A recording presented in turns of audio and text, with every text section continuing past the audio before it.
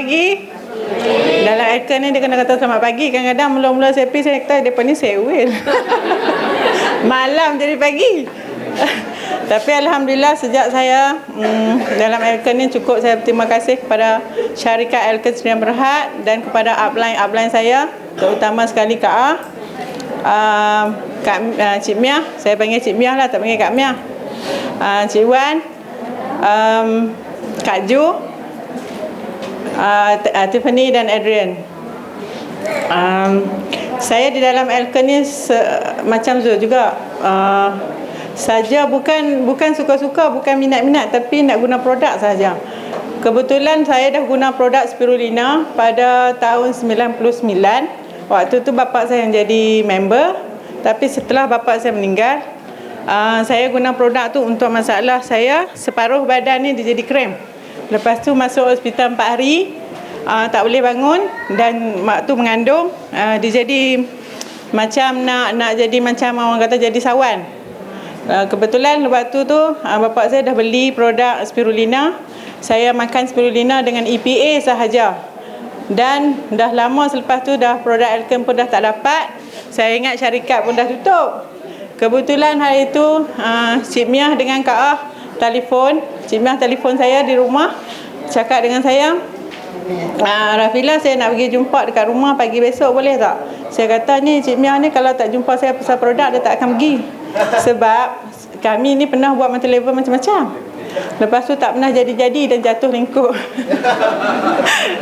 Dan yang paling syoknya dulu upline saya Junida, saya yang jadi upline dia, dia jadi downline saya. Sekarang dia jadi upline, saya jadi downline. Terbaliklah pula dah kan. Tapi alhamdulillah di dalam Aircon, bulan pertama saya start masuk Aircon. Hari yang pertama saya masuk Aircon, saya terus ke GSW. GSW tu Great Skin Workshop untuk produk cantik, sebenarnya nak buat facial. Tetapi saya ni di rumah, saya dah buat bilik untuk saya buat facial. Dan saya dah beli katil kepada downline saya Zurina untuk saya nak buat bilik facial. Dan Kak Ah dengan Kak Wan pergi hari tu, dengan Cik Miah pergi hari tu rumah saya. Saya terus masuk ahli join untuk nak makan produk. Dah tak emah buat dah apa material, dah pangkah. Dan saya nak pergi sana, saya nak belajar facial, nak buat facial untuk saya nak buka di rumah dan di kedai saya. Saya start buat bilik. Lepas tu saya beli katil dengan Zarina, jual dengan harga lelong lah kat saya RM150. Tak apalah, aku beli katil hang kata dah murah. Saya pun dah pergi kelas GRW, teruja tengok EB tu, ayam betina bertelur emas. Saya heran apa benda ayam betina bertelur emas. Saya pun tengok lagi, dia kata bawa 5.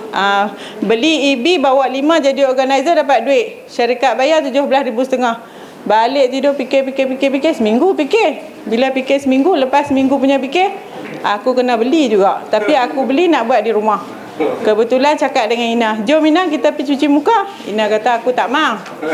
Han tak mau tak apa, hang pergi cuci muka sudah, kata kat dia. Lepas tu hang balik, hang nak buat tak buat, hang punya suka. Hang buat ada kedai, ada produk macam-macam. Dia ikut hari tu saya beli EB, hari tu saya bawa 6 orang. Pergi ke GSW ke Seberang Jaya. Terus buat latihan di situ. Hari tu juga jadi organizer yang bodoh-bodoh, tak tahu apa. Tengok aje lah kan. Orang bawa besen cuci, bawa ni cuci, bawa ni pergi buang air. Saya tengok saja, saya tak tahu. Cuma yang hari yang pertama, Ina pun dia start masuk ahli dan start booking EB. 3 hari kita ada masa. Dia kata you 3 hari you kena buat. Dapat sebab 19 dah closing. Kita tak tahu apa benda yang 19 tu nak tutup. Start buat kerja gila-gila. 3 hari tu lepas tu dah closing 28 bulan. Terus dia cakap, you Rafilah supplier manager, Zarina manager. Apa benda tu? Kami lagi tak tahu.